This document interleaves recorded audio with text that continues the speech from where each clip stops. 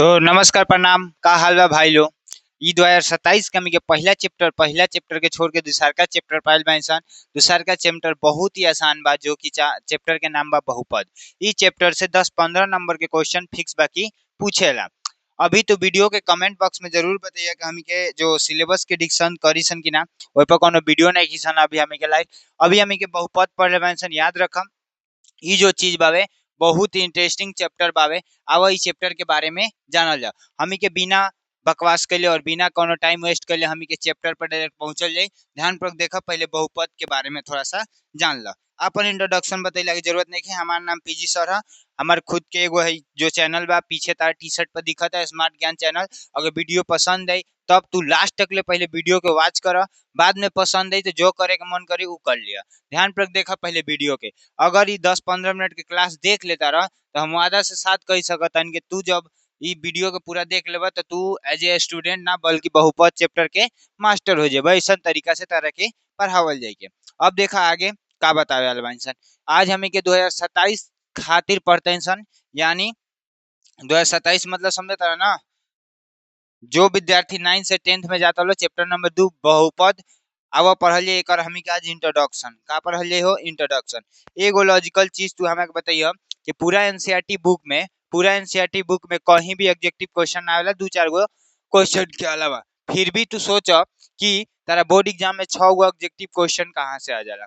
6 गो objective question कहाँ से आ जाला, ये सोचे वाला बात नहीं है। तो याद रखिए चैप्टर के इंट्रोडक्शन में से यहाँ जब तक तू कोनो इंट्रोडक्शन के अच्छा से ना पढ़ब तब तक तू अच्छा से ये 100 ऑब्जेक्टिव के नहीं कर सकत। अब हम थोड़ा पैटर्न के बारे में बात कर ली। याद रखिए तारा 100 नंबर में से ना लावे के रहला 30 नंबर, बल्कि ऑप्शनल क्वेश्चन ज्यादा पूछेला। बिहार बोर्ड में 200 में से 30 नंबर लावेला, जेमे से 100 गो ऑब्जेक्टिव रहेला, जेमे से तारा 50 गो करे के रहे। ओका बाद तार 30 गो सब्जेक्टिव रहेला शॉर्ट क्वेश्चन, जेमे से 15 करे के रहे। ओका बाद 8 गो में से को करे के रहेला 4 गो। यहाँ से डायरेक्टली 100 नंबर हो गए। 30 दूना कितना हो गए 60 और 8 पचे 40। देखो 200 नंबर एकदम खुलेआम दिखता।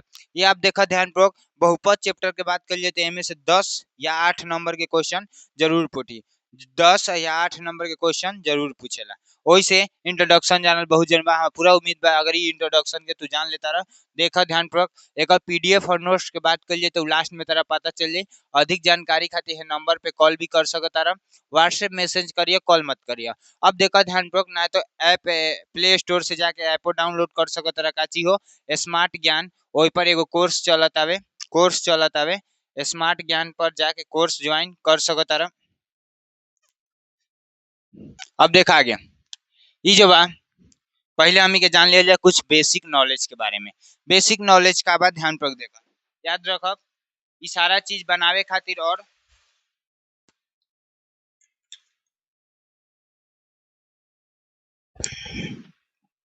रात के वीडियो शूट कर जाला बड़ी मेहनत करके। ओकरा खातिर तारा के वीडियो तो जरूर शेयर कर देवे के चाहिए।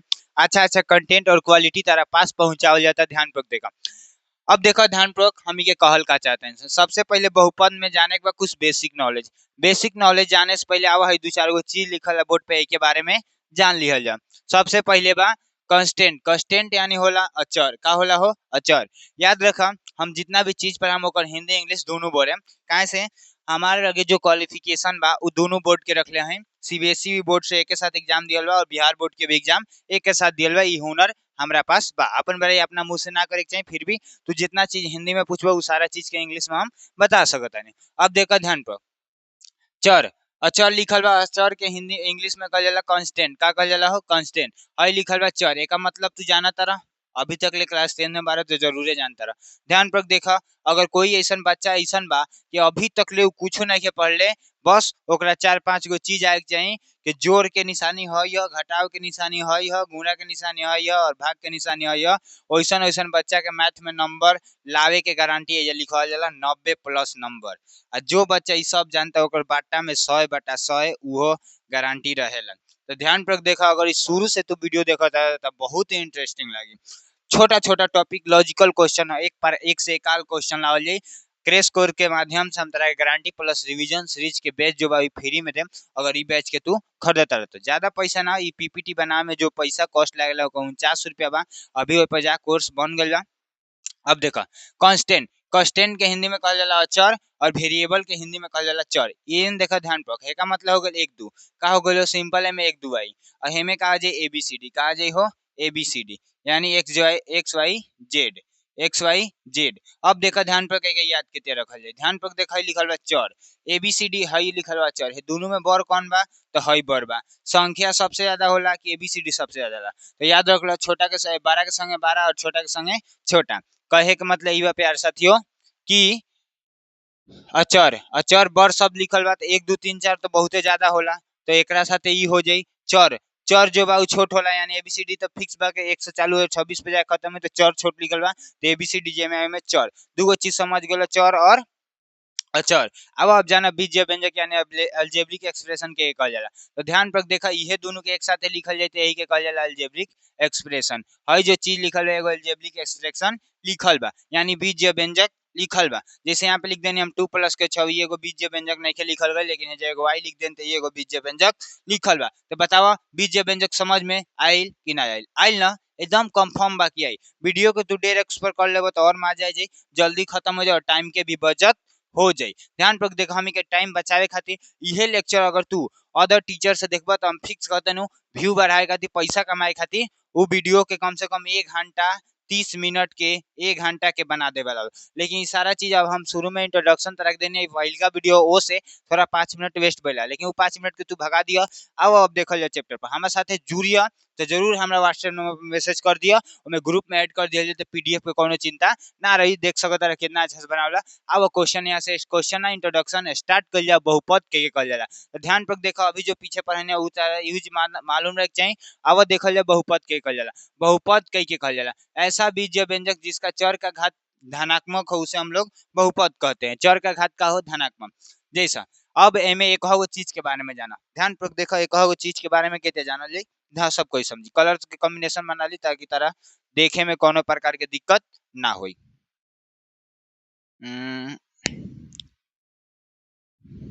अब देखा बोर्ड पे तकिया थोड़ा सा।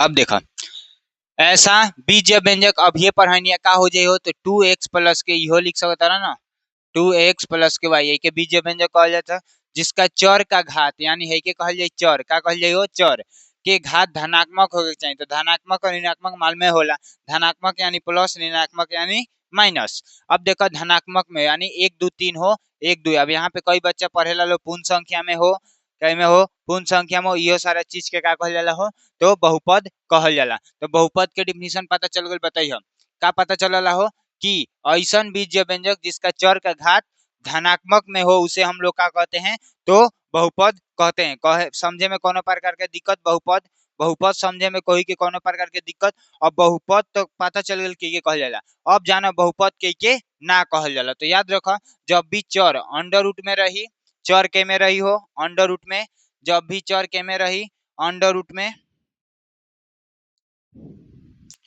जब भी चर अंडर रूट में रही और चर के घात जो बा 1/2 रही, चर के घात जो बा फ्रैक्शन में हेत या ना फ्रैक्शन में ना रख चाहिए हेत या ना रख चाहिए, ये सारा चीज जब रही तो चर ना कहलाई। अंडर रूट में चर हो गई और का ना रख चाहिए बाटा में चर ना रख चाहिए, बाटा में चर ना रख चाहिए, बाटा में चर ना रख चाहिए। ध्यान पर देखो ये 4 गो चीज होला जेके बहुपद ना हो सकता। अब देखो ध्यान पर जैसे मैं यहाँ पे बहुपद के कुछ एग्जाम्पल लिखल बा एक्स एक्स प्लस के 1 एक्स प्लस के 2 एक्स प्लस ये सारा चीज जो बा बहुपद हवे। बहुपद कौन ना हो सकता? जब हेत या लिखल है कि x प्लस के 1/x। अब देखो बाटा में x बावे तो ये बहुपद ना कहलाई और ये वो का ना हो सकता। और ये ध्यान पर देखो आज तक ले चीज ना जान लोग बा हेत या अगर लिखा रही अंडर रूट के का लिखा रही हो अंडर रूट के 2x, तो याद रखे ये बहुपद बा अगर उहे हेत या लिखा रही अंडर रूट के 2x आ हैजा जो है स्क्वायर जो अंडर रूट बा x पर ले रही हेजा लेबा। ध्यान पर देखा हेजा लेबा तो ये बहुपद नहीं खे लेकिन हई बहुपद बा। इस चीज के थोड़ा ध्यान पूर्वक समझिए। अब देखा ऐसे भी लिखा रही 2x प्लस के 1/2 हैजा हो गल भाई तो ये बहुपद बा, तो इहो बहुपद नहीं खे। आई होप बहुपद समझ में आ गल कि बहुपद के कहल जाई। तो बहुपद चैप्टर के नाम से ही पता चल गई बहुपद के कहल जाला, बहुपद के अच्छा समझ गेला। अब देखा बहुपद के 2 आधार पे बांटल गइल बा, बहुपद के 2 आधार पे बांटल गइल, एगो पद के आधार पर एगो घात के आधार पर। अब पद के कहल जाला घात के कहल जाला आवा के जान ला। पद कहल जाई है हम लिखत है 2x प्लस के y। एमे देखा एक और दू पद के प्लस माइनस में गिनल जाला, पद के प्लस माइनस में गिनल जाला। अब देखा है कगो पद लिखल बा बताइए, हेजा कगो पद लिखल बा बताओ, हेजा कगो पद लिखल बा, तेजा 3 गो पद लिखल बा, 1 2 3। अब 2x प्लस के 4x, हेजा कगो पद लिखल बा, तो सब बच्चा कहले दू पद, लेकिन ये आपस में जुड़ जाते ये कही गो पद लिखल बा, कगो पद लिखल बा, ये कही गो पद लिखल बा। आई होप तारा समझ में ये बात आवत हुई। अब देखा ध्यान पर घात के कहल जाला, तो हेकरा ऊपर जो हेजा लिखल है के का कहल जाला, घात। का कहल जाला हो, घात। तो दू गो बहुपद के दू आधार पे बांटल गया, पद के आधार पर और घात के आधार पर। आवा ई दोनों चीज के जानल जा। अब देखो पद के आधार पर, पद के आधार पे का बावे हो, तो पहले बहुपद का बावे एक पदी बहुपद। एक पदी बहुपद का बा, एक पद वाले बहुपद को एक पदी कहते हैं। ध्यान पर देखा एमे एक पद बा, यानी एक से लिखल है, एक प्लस के 2 नहीं खे लिखल, तो ई काना बहुपद के हो जाई, तो एक पदी बहुपद के एग्जाम्पल हो जाई। दूसर का पद यानी दुई पदी बहुपद के कहल जाला, तो दो पद वाले को द्विघात बहुपद कहते हैं। ध्यान पर देखे में सब जगह दूगो का लिखल रहा, तो दू गो लिखल है, हमें एगो लिखल है, हमें दू गो लिखल है, यानी x प्लस के 2 यानी वाई स्क्वायर प्लस के 1। का बताओ क पद वाला है, तो दुई पदी, एक पद और दुई पदी। त्रिपदी वाला के जेमे 3 पद हो के त्रिपदी कहल जाला। ध्यान पर देखा इतना अच्छा नोट्स बना के लावल गइल बा, इ नोट्स के जरूर तू लेके लिख, है दिहल गइल नंबर पे संपर्क कर लेबा, तो इ नोट्स मिल सकता, इ नोट्स मिल सकता। चाहे ध्यान पूर्वक देखा, ऐसा नोट्स एकदम देखा कितना झकास तरीका से बा। त्रिपदी वाला के तो है के देखा 1 2 3, एमे कगो पद बा, 3 गो पद बा, हेमे कगो पद बा 1 2 3, एहू में कगो पद बा हो, 3 गो पद बा। अब हम नेक्स्ट पे चल जा, और कुछ बेसिक चीज के हमी के बात कर ले। अभी बेसिक चीज पे बात कर ले हो, देखो अभी बेसिक चीज पर तो बात ना कर ले, अब अभी क्वेश्चन कराएम तब तरह के थोड़ा बेसिक चीज और बताएम, जो कि जो बचवा एको दिन ना पढ़ ले ओकरा खातिर का होई। घात के आधार पर जाना, घात के आधार पर ध्यान पर देखा, पहले होला रेखिक बहुपद। रेखिक बहुपद यानी एकर जो बा रेखिक बहुपद, एक घात वाला को रेखिक बहुपद कहल जाला। एकर जो बा है जब व्यापक रूप भी लिखल बा, व्यापक रूप भी लिखल बा। ध्यान पर देखा में जितना भी चर बा ओकर घात का होई हो 1, एकर घात का होई 1, एकर घात का होई 1। जैसे हम एजा लिख देम 2x प्लस के y, एकर घात 1 बा। अगर पद के आधार पर पूछल जाए तो दुई पदी हो जाए, और घात के आधार पर पूछल जाए तो रेखिक बहुपद हो जाए। कौन बहुपद हो जाए, रेखिक बहुपद। अब चाहे हेजा कुछ लिखल हो, वैसे कोनो मतलब नहीं के, कितनो पद होगा, लेकिन रेखिक अगर घात के आधार पर पूछल जाए तो ई कौन घात के आधार पर, एकर चर के घात 1 बा, कुछ ना लिखल रहा तो 1, तो घात के आधार पर हो जाए। और पद के आधार पर पूछल जाए तो त्रिपदी बा। कौन पदी बा हो, त्रिपदी बा। जहाँ याद रखिए जनरल रूप होला द्विघात समीकरण। अब जो है दूसर का बाद द्विघाती बहुपद, ई बहुत ही इंपॉर्टेंट बा। देमे दो घात वाले बहुपद, एमे देखो हई जो चीज लिखल बा, ई तारा खातिर हीरा लिखल बा, ई आगे भी काम करी। जहाँ सब में देखा दर्शावल जाता कि एक लगे कभी भी जीरो ना होई, एक लगे कभी भी जीरो ना होई, यानी एजा जो है लिखल जाता ना एक व्यापक रूप x प्लस के 2 b, एकर ए जो बा कभी भी जीरो ना होई, कभी भी जीरो ना होई। वही ते हई याद रखिए, एकर एगो चैप्टरे बनावल बा, चैप्टर नंबर 4, ओई में भी हई के याद कर लिया बहुत अच्छे से। एक व्यापक रूप हई होला, ध्यान पर देखा इस चीज के याद कर लिया, ई बहुत ही इंपॉर्टेंट बा। जहाँ ए इक्वल में डज नॉट इक्वल जीरो होला, हई साइन के मतलब तारा मालूम है ना, है के कहल जाला इक्वल, है के कहल जाला नॉट इक्वल, है के कहल जाला यूज टू, है के कहल जाला इंडिफिनिट, है के कहल जाला लंबवत, है के कहल जाला समांतर रेखा। ई सारा चीज याद रखे चाहिए, सब बेसिक चीज नॉलेज हो। जब लिखेला है के कहल जाला छोट में त्रिभुज, जब त्रिभुज लिखे के काम करी तो हेउ ते लिख सकत रहा, है के कहल जाला एंगल। ई सारा चीज मैथमेटिकल निशानी है, साइन है। अब देखो ध्यान पूर्वक, ओकर बाद ई दूगो चीज देखो। अब हेमे देखो सब जगह दूगो घात वाला बा, कगो घात वाला बा हो, दूगो घात, हेउ जे का बा दूगो घात बा। तो आई होप तारा समझ में ई आ गइल। आगे चला त्रिघात वाला, जेमे 3 घात वाला बहुपद होई। ध्यान पर देखेगा 3 घात बा, भले ही एमे कहीं 2 घात लिखल होई, हेजा टाइपिंग मिस्टेक हो गल बा। ध्यान पर देखे हई जो बावे हेजा x के पावर 3 बा, हेजा x के पावर 2 बा। अब देखा ध्यान पर, अब एक ई समझ में आ गल जेमे 3 गो घात हुई। अब देखा शून्य घाती वाला बहुपद का ऐसा बहुपद जिसका चर का घात शून्य हो और तथा उसका शून्यतों का बहुपद कहा जाता है।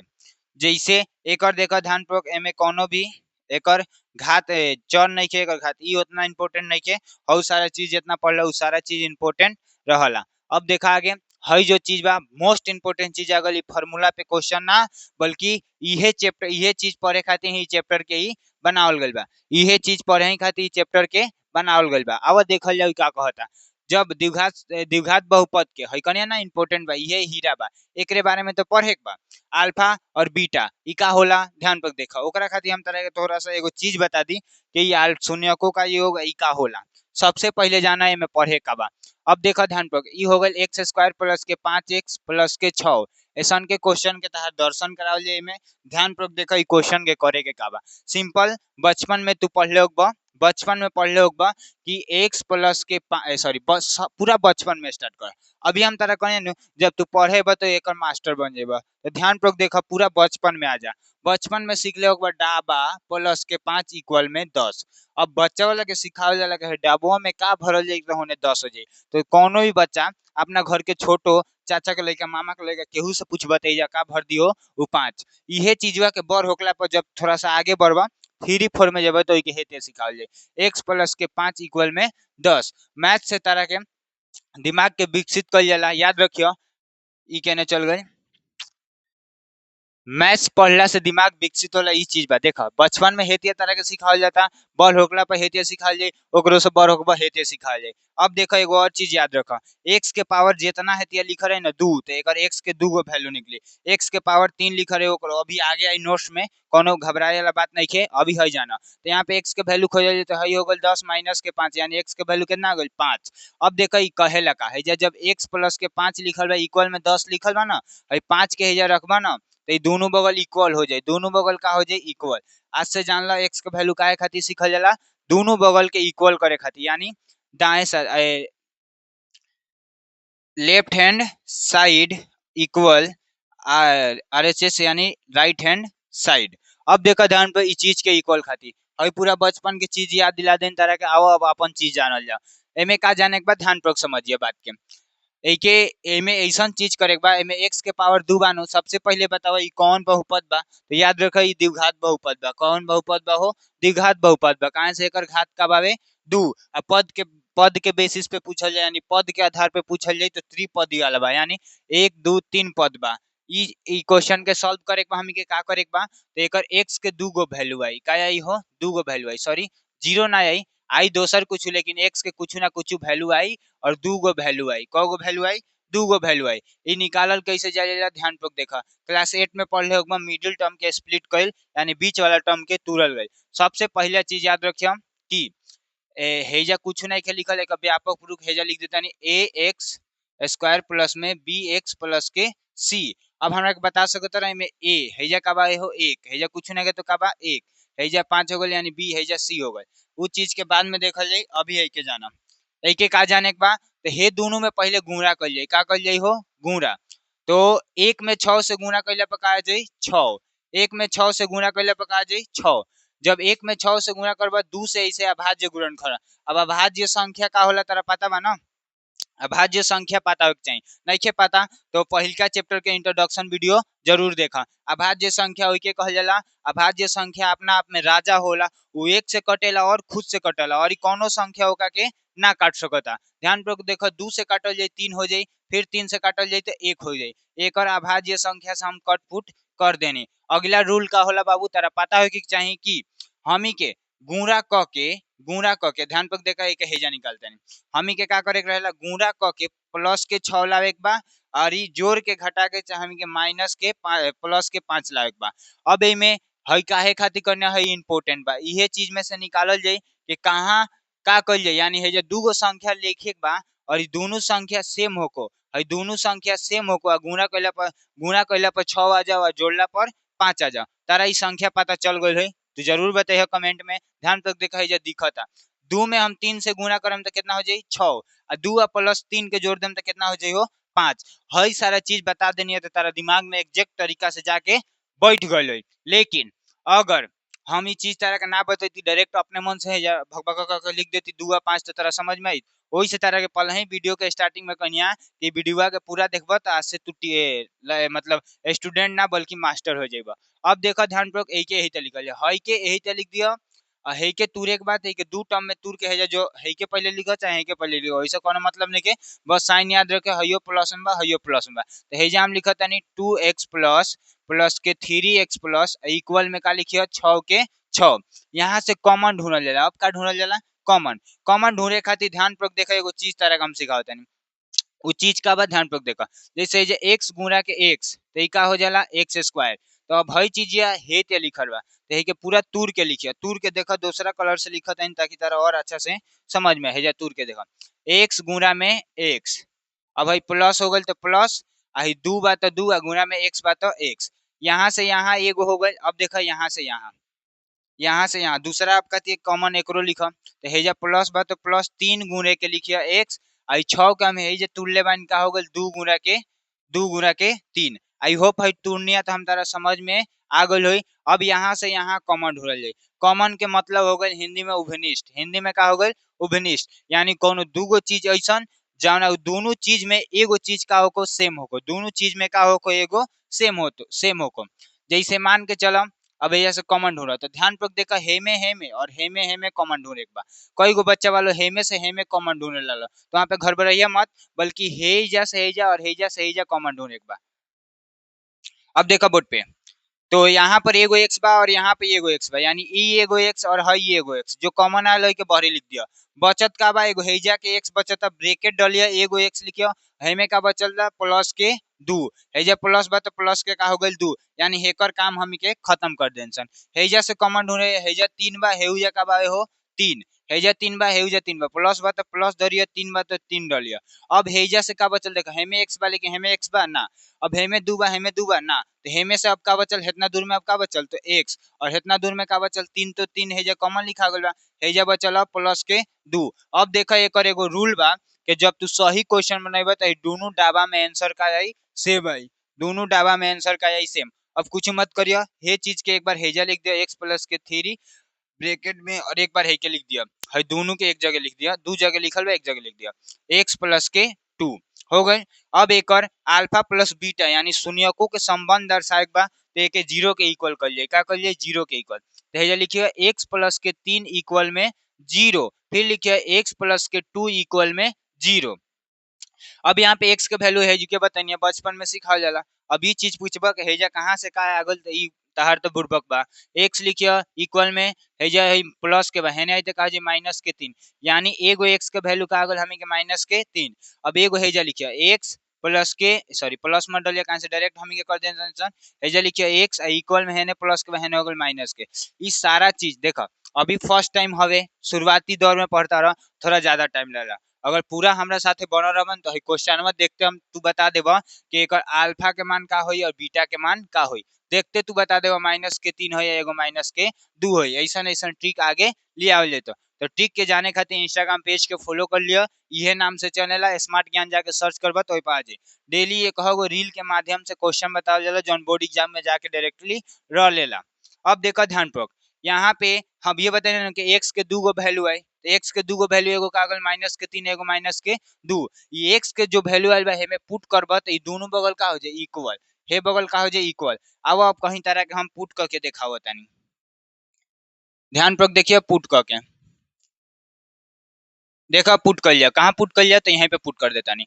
पहले हम रखा था x इक्वल में माइनस के 2, का हम के समीकरण बा एक्स स्क्वायर प्लस के 5x प्लस के 6 इक्वल में 0, x के जगह का रखे बा तो माइनस के 2, x के जगह माइनस के 2 प्लस, फिर है जा x गुणा में रखिए माइनस के 2, फिर प्लस के 6 इक्वल में 0, x के स्क्वायर, यानी देखा अब ध्यान पर हेजा थोड़ा सा समझिए, माइनस 2 के स्क्वायर करे के बा चाहे 2 के स्क्वायर करे के बा, दोनों कंडीशन में 4 आवेला, केतिया 4 आवेला तो एगो रूल याद कर लो प्लस माइनस के। हेने थोड़ा सा ध्यान पर देखिए, हई तरह के डायमंड देता नहीं, का देता नहीं हो डायमंड यानी हीरा, प्लस गुणा के प्लस होला हमेशा प्लस, माइनस गुणा के माइनस हमेशा होला प्लस, और माइनस गुणा के प्लस हमेशा होला माइनस, और प्लस गुणा के माइनस हमेशा होला माइनस। कई बच्चा के याद नहीं खे, बोला तो कई बच्चा के याद नहीं खे, याद करा दी, एको मिनट ना लगी, बल्कि एगो बात ध्यान पूर्वक सुन लो, एनो ने ताकत रह तो बोर्ड पे ध्यान दे दो।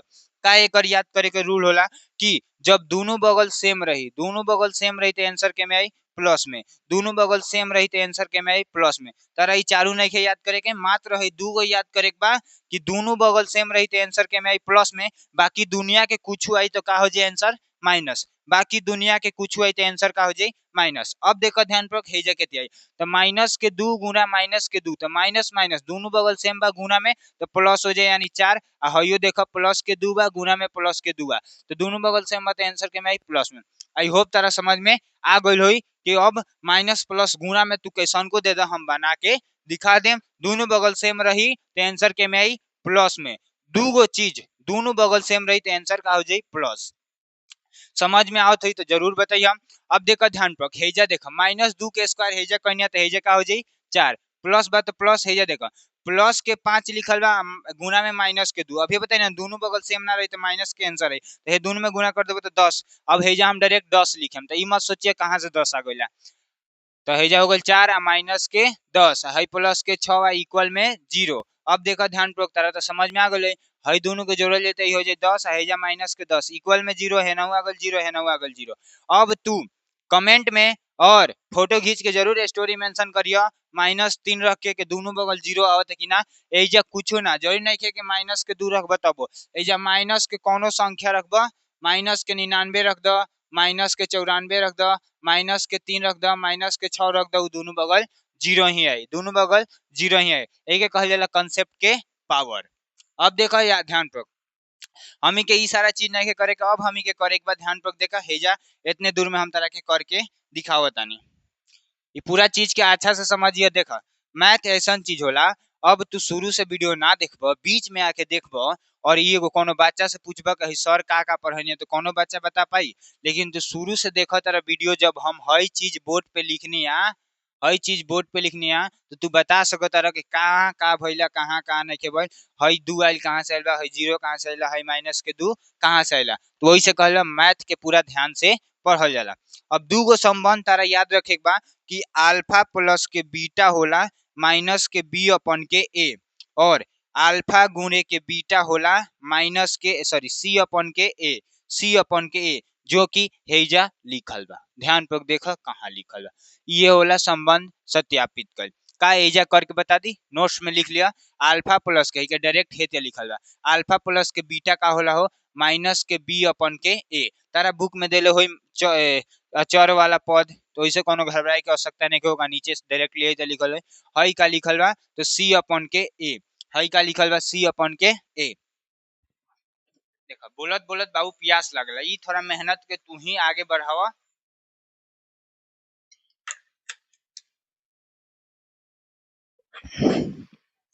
चला आगे देखल जा, देख ली वीडियो चलता कि ना, वीडियो चलता चला देखल जा। अकेला ही माने बाबू रात के वीडियो शूट कर जाता वही से।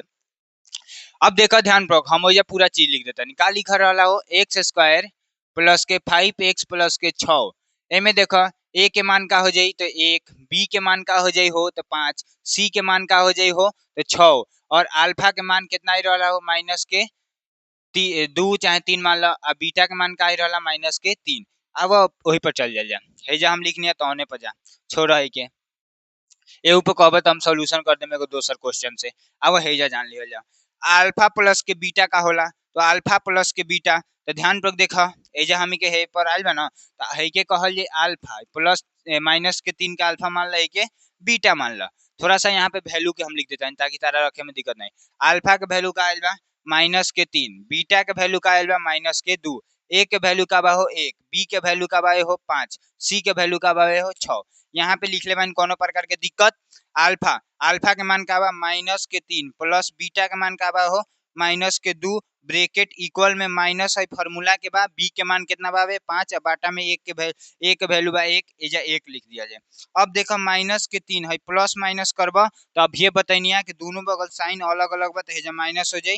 अब देखो हेजा माइनस के 5, अब देखो ध्यान पूर्वक हेजा ध्यान पूर्वक समझो। अभी हम तारा के माइनस के 3 रुपया देनी, फिर कल पढ़े माइनस के 2 रुपया देनी, दोनों माइनस के जोड़ल जाए तो कितना हो जाए माइनस के 5, माइनस के 5 हेनहू माइनस के 5 आ गया, हेनहू माइनस के 5, बाटा में 1 के वैल्यू कुछ ना होला, बाटा में 1 के वैल्यू कुछ ना होला।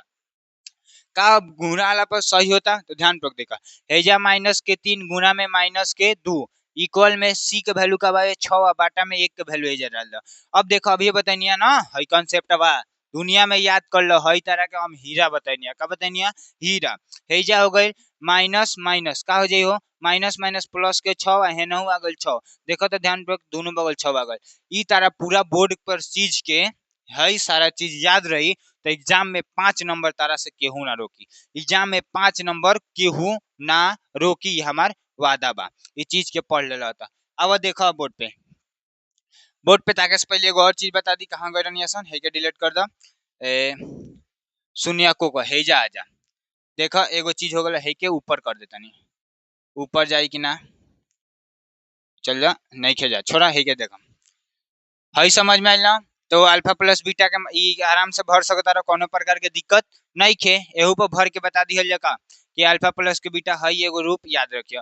आगे देखो नेक्स्ट फार्मूला आगे का बा हो तो एगो चीज बा हई देखो द्विघात हई कहता द्विघात बहुपद निकाले के सूत्र होला त्रिघात बहुपद निकाले के सूत्र तो हई तो एग्जाम में जल्दी ना आवेला लेकिन हई इंपोर्टेंट बा हई का बा हो मोस्ट इंपोर्टेंट वीवीआई बा वेरी वेरी इंपोर्टेंट बा हई चीज। अब देखो त्रिघात बहुपद के अधिकतम मान कितना होला 3 द्विघात बहुपद के अधिकतम मान 2 एक घाती या चाहे रेखिक बहुपद का अधिकतम मान 1 ये का लिखल बा समझ में आता ना क्या ना तो देखो हम बताओ नहीं कि जितना x के वैल्यू रही उतने का हुई एकर जितना x के घात रही उतने ओकर का वैल्यू है यह चीज हो जा बतावल जाता। हई चीज का आवे ध्यान पर देखा ये उल्टा का दे दिल बा उल्टा अल्फा प्लस बीटा और अल्फा गुने के बीटा यानी एकर वैल्यू देले रही तो एकर वैल्यू का कहले रही हो देले रही तो ध्यान पर देखा अगर मान लो ये हमी के बनल नेसन तो हई रहला न x स्क्वायर प्लस के 5x प्लस के 6 अल्फा के मान कितना आई रहला तो माइनस के 3 और बीटा के मान कितना आई रहला माइनस के 2 है कंफ्यूज नहीं को है के एजा भी लिख सकता है के एजा भी लिख सकता है। तो हमी के का करे के हो तो ध्यान पर देखा द्विघात सूत्र निकाले के फॉर्मूला है यानी हे चीज से हे चीज निकाले के बा हे चीज से हे चीज पहले और बाद में हे चीज से हई चीज निकाले के बा तो अल्फा प्लस के बीटा सॉल्व कर लिए तो का हो जाइयो माइनस के 3 और प्लस के माइनस के 2 दोनों के जरूरत कितना हो जी माइनस के 5 यानी अल्फा प्लस बीटा का मान कितना होगा माइनस के 5 अल्फा गुणे बीटा का मान अब ये बताइए माइनस के 3 और माइनस गुणा में माइनस के हई हो गई 2 गुणा करवा हो जाए प्लस के 6 यानी अल्फा गुणे के बीटा के मान कितना हो गल 6 हई सूत्र पर रख देबा आंसर आ जाए देखा रख के देखा तनी x स्क्वायर के x स्क्वायर माइनस बा तो माइनस हेजा हो गल माइनस अल्फा प्लस बीटा के मान कितना हो गल 5 हेजा हो गल x हई हो गल प्लस अल्फा गुणे बीटा यानी हई कितना हो गल हेजा आजा डायरेक्ट हेजा से हेजा टप जाइए एक्स स्क्वायर हेजा माइनस प्लस आपस में ब्रैकेट वाला समझा हेजा अगर माइनस बा हेजा माइनस बा तो का मतलब गुना माइनस माइनस प्लस हेजा हो गल प्लस के 5x हेजा हो गल प्लस के 6 द्विघात सूत्र निकल गल केकरा सहारे तो अल्फा प्लस के बीटा ये 3 नंबर क्वेश्चन जरूर रही 3 नंबर क्वेश्चन जरूर रही एगो क्वेश्चन जरूर पूछेला। अब देखो आगे हई सारा चीज के तू नोट रहे के बस कर लिया अल्फा प्लस एगो एगो हल निकलेला अल्फा यानी एक घात वाला बहुपद रही चाहे एगो और चीज समझ पहला एक्सरसाइज तरह कराए तनी पहला एक्सरसाइज हम ना कराए हई पहला एक्सरसाइज देखा का हमें दो चार गो फिगर होई हेतिया पारल होई लाइन तो ध्यान पर देखा है के कहल जाला x अक्ष है के हेतिया रही है के कहल जाला x अक्ष है के कहल जाला y यानी जई हाली है पर कटी तई गो एकर x के वैल्यू रही तो 1 2 3 तीन हाली कटी तो 3 गो हेतिया आके 4 हाली कटी तो 4 गो ये चीज बहुत ही आसान होला यानी x अक्ष पर हई चीज उहे लिखल बा हई चीज जो इम्पोर्टेंट बा यह चीज लिखल बा कि x अक्ष पर जितना बार प्रतिच्छेद करी उतने ही ओकर का होई हल होई उतना ही ओकर का होई हो हल होई। एक घाती एक घाती वाला के एगो दुई घात वाला के दूगो निकले अल्फा प्लस बीटा 3 घात वाला के 3 गो निकले ध्यान पर देखा अल्फा बीटा गामा बहुत ही बेचैन करला यही के साथ हम चैप्टर के ई पूरा इंट्रोडक्शन खत्म हो गई। अभियो तारा अगर कोनो डाउट बा चैप्टर में तो दियल गए नंबर पे संपर्क कर सकता रह। वीडियो कैसा लागला अगर तू अब बहुपद चैप्टर के मास्टर हो गए होगा तो जरूर बताइए कमेंट में आ ना भइल होगा तो वीडियो को जरूर देखिए आ कौन गलती भइल है हमारे से जरूर कमेंट बॉक्स में बताइए। तो बहुत बहुत धन्यवाद चलो मिल जाते एक और आगे के वीडियो में का करिए ध्यान पर सुना आगे के वीडियो में अभी हम एनसीईआरटी सॉल्यूशन कर एनसीईआरटी के हल कर ओकर बाद ऑब्जेक्टिव क्वेश्चन लावल जाए टॉपिक वाइज, ऑब्जेक्टिव क्वेश्चन 2 बार लावल जाए टॉपिक वाइज। वो ऑब्जेक्टिव क्वेश्चन ऐसा रही, ध्यान पर देखा, 2 ऑब्जेक्टिव क्वेश्चन के सीरीज आई, एगो चैप्टर से एगो टॉपिक से, और एगो आई प्रीवियस ईयर क्वेश्चन में से। यानी अभी से हमी के बुलंद हो जाओ कि हमी के 100 बाटा के 100 ला देवे एक बार, 100 बाटा के 100 विथ केकरा साथे, तो पीजी सर के साथे। केवल मैथ पढ़ के महान बनल जाए और मैथ के मास्टर क्लास में तारा के आज हम द इंड बोलतानी। तो बहुत बहुत धन्यवाद। चलो मिलता इंसान नेक्स्ट वीडियो में। तारा वीडियो के सब्सक्राइबो नहीं करे के, कुछ नहीं करे के, बस कोनो बच्चा के सजेस्ट करे के बा कि वीडियो के एक बार जरूर देखल जाओ, जरूर एक बार पढ़ल जाओ। डेली रील खातिर इंस्टाग्राम पेज फॉलो कर लिया।